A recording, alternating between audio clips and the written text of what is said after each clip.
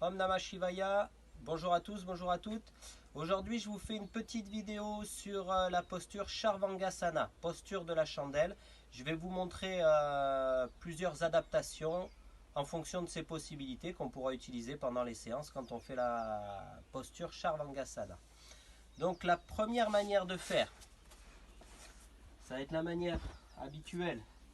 On va être allongé sur le dos, les jambes jointes, les paumes de main et vers le sol, avec les bras le long du corps. Donc cette première version là, on va simplement sur une inspiration relever les deux jambes. On expire, on reprend une inspiration, on pousse sur les bras, les jambes partent vers l'arrière. Le bas du dos se soulève, on glisse les mains dans le bas du dos et on laisse les jambes légèrement vers l'arrière. On observe avec l'inspiration ce que la posture donne.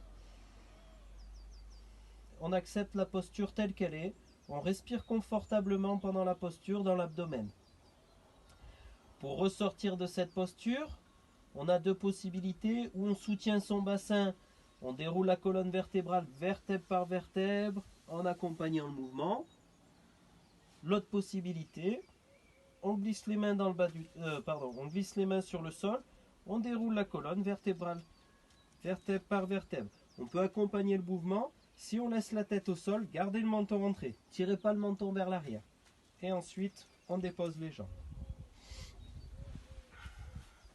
Donc ça, c'est une version un peu plus débutante. Maintenant, une version un petit peu plus intermédiaire. Le départ est le même, sauf que sur une inspiration, on va monter jambes, dos. On inspire, les jambes se soulèvent, le dos se soulève. On vient glisser les mains dans le bas du dos. Et on cherche à ramener les jambes au-dessus des hanches. Voilà le repère, on peut regarder ses gros orteils. Les pieds sont alignés avec le regard. Pour venir réajuster un petit peu sa posture dans Charvangasana, on peut ramener les genoux sur le front, absorber les épaules, resserrer un peu les épaules, plaquer les mains dans le bas du dos à nouveau et inspire, on retend les jambes. On aura redressé un petit peu notre posture. Une autre manière de faire, on vient entrelacer ses doigts, on tend les bras sur le sol. Pareillement, on vient chercher à rentrer un petit peu plus les épaules. Du coup, on sent qu'on a beaucoup plus d'appui sur les épaules. On remet les mains dans le bas du dos.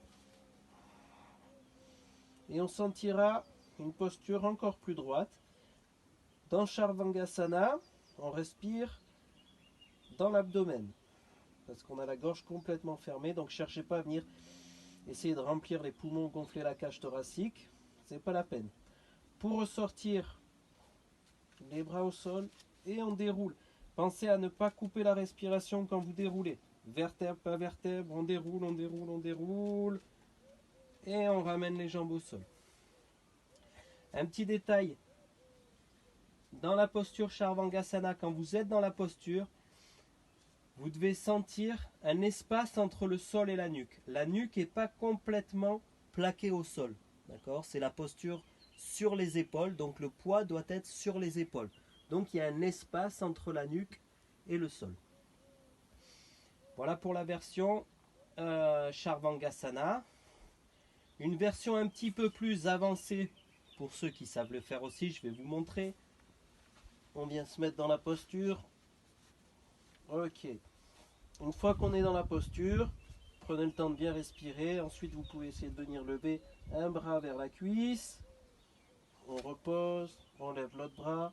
Et si on se sent à l'aise, on ramène les deux bras vers les cuisses. Voilà, ça c'est la posture complète de Charvangasana.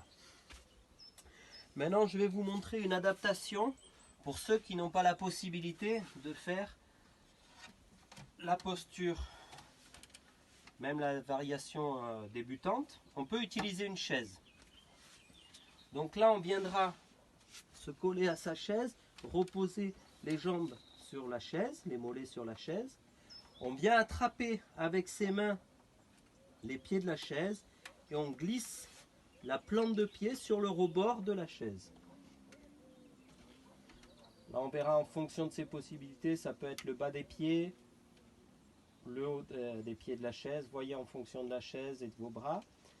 Une fois qu'on a notre accroche, sur une inspiration, on pousse sur les pieds. Quand on pousse sur les pieds, le bassin se soulève, la colonne vertébrale se soulève, on sent bien absorber les omoplates. On réajuste sa posture. On peut rester ici, tenir la posture comme ceci. Ou alors on peut inspirer, monter, expire, on descend. Inspire, on monte. Si on se sent à l'aise, on tient la posture.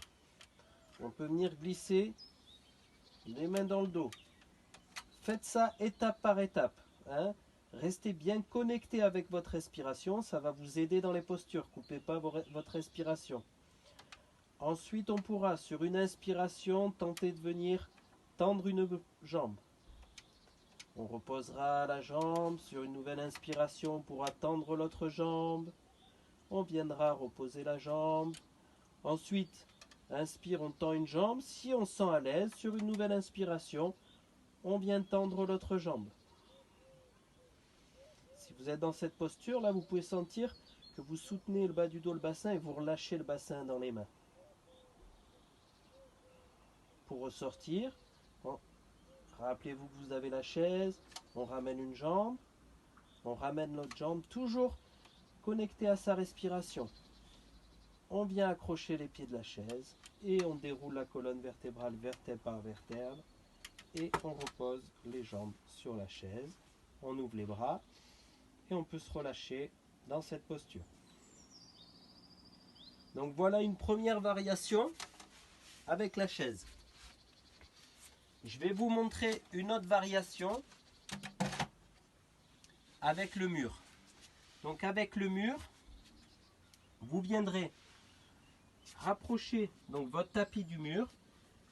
Vous rapprochez les fessiers du mur en sortant un petit peu du tapis afin de vous allonger sur le côté. Comme ça, quand vous allez rouler, vous allez retomber au milieu du tapis. Vous avez les fessiers qui sont accolés au mur. Vous repliez les deux jambes. Les pieds écartés, la largeur du bassin maximum. N'ayez pas les pieds trop écartés. La largeur du bassin maximum. On peut laisser les mains à plat au sol. Sur une inspiration, on pousse sur les pieds. Même effet. Le bassin soulève. La colonne vertébrale se soulève, vertèbre par vertèbre. Tout le long de l'inspire. On connecte bien l'inspire au mouvement. Fin d'inspire, fin de mouvement. Expire. On redescend, on allonge la colonne vertébrale, vertèbre par vertèbre, jusqu'à ce que le coccyx se repose au sol. Et à nouveau, inspire, on remonte. Expire, on descend. Ensuite, toujours par étapes, inspire, on monte. On sent, on est à l'aise, on vient glisser les mains dans le bas du dos. Et on pourra tenir sa posture de cette manière. Ramenez bien l'attention sur la respiration, respirez confortablement. C'est une posture qui peut être un petit peu anxiogène, donc évaluez vraiment vos sensations, observez vos sensations dans le corps. N'hésitez pas à ressortir si vous sentez une douleur, si vous ne vous sentez pas bien dans la posture.